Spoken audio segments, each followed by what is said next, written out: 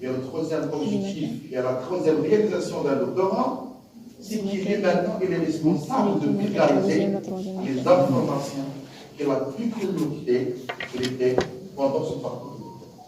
Donc lui maintenant, il doit jouer le rôle d'un messager qui transmet l'information fiable qu'il trouve et cette information doit atteindre la société cible et même il doit aussi développer un aspect de pédagogie pour pouvoir faire parvenir les informations dans des techniques faciles et assimilables à des gens profanes. Lorsque je dis profanes, des gens qui sont loin du domaine, qui connaissent seulement quelques bribes par rapport au domaine de compétences du chercheur. Mais oui, souvent on dit que la meilleure manière pour mesurer la solidité des idées, c'est de pouvoir l'enseigner. Donc si vous arrivez à passer le message, faire convaincre des gens dans votre domaine, là, vous êtes un vrai chercheur, un vrai scientifique, qui ne garde pas seulement l'information, oui, mais qui essaye de généraliser la sphère de bénéfice de cette information. Ça, c'est la recherche éthique. C'est ce qu'on veut faire actuellement avec la nouvelle orientation du ministère, c'est de vraiment lier la société avec l'université de telle façon à exploiter les informations, les aboutissements de la recherche dans l'université à des fins sociétales, à des fins économiques. Donc, ce sont vraiment les trois aspects de profil d'un docteur. Donc, dès le départ, vous devrez être armé par ces outils. Placer devant vos yeux, c'est trois axes. C'est d'être compétent dans votre domaine, c'est d'être doué d'un esprit collaboratif, esprit de qualité, et aussi de pouvoir transmettre le message et l'information convenablement par les méthodes de la didactique, de la pédagogie qui convient à ceux. Okay? Bon, vous voyez que malheureusement, comme je vous ai dit, je n'ai pas eu le temps pour tout arranger à la fin, mais vous voyez là, le cas montre, de façon générale, l'architecture, il y a la dispersion des différentes facettes de la personnalité d'un chercheur. Donc, tout d'abord, faire un doctorat, le premier objectif, l'objectif primordial, c'est quoi? C'est de mener un projet. Mener un projet, les objectifs fixés dans son domaine. Ça c'est le premier objectif.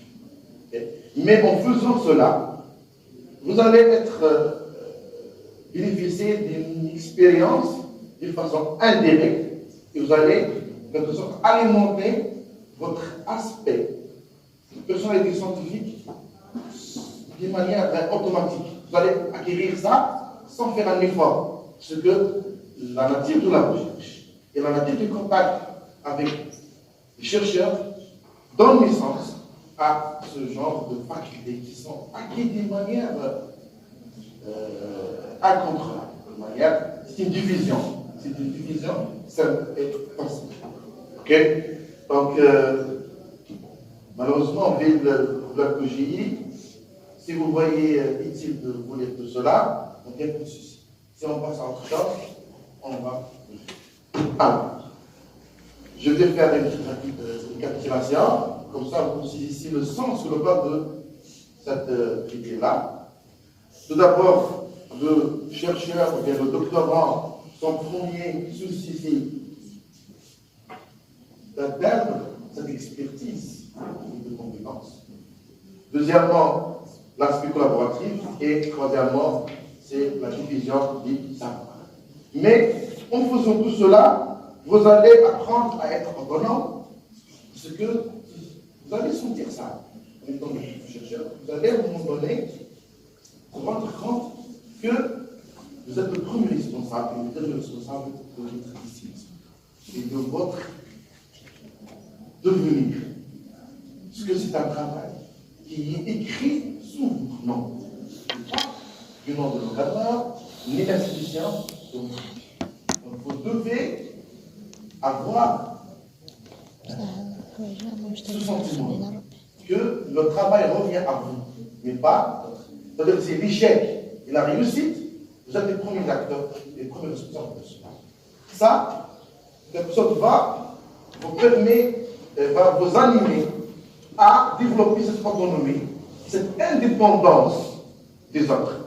Certes, vous allez exploiter les moyens, vous allez exploiter l'environnement favorable qui est créé, les différentes occasions, opportunités qui sont offertes à vous, mais le résultat, c'est vous que vous en serez. D'accord? Alors, c'est l'autonomie, la curiosité aussi. C'est un sentiment, c'est un réflexe normalement pour le chercher. Donc, nous, on pose le jour plusieurs questions. Plusieurs corps fondamentales, techniques, ainsi de suite. Ça, c'est émane de cette faculté de la curiosité. Et le chercheur, s'il ne s'intéresse à rien, il ne va pas vraiment exceller dans son domaine. Sur la curiosité, c'est poser des questions chaque fois, de manière précise. Et ça va nous faire parvenir à des résultats inédits, des résultats que personne n'a pu atteindre sans notre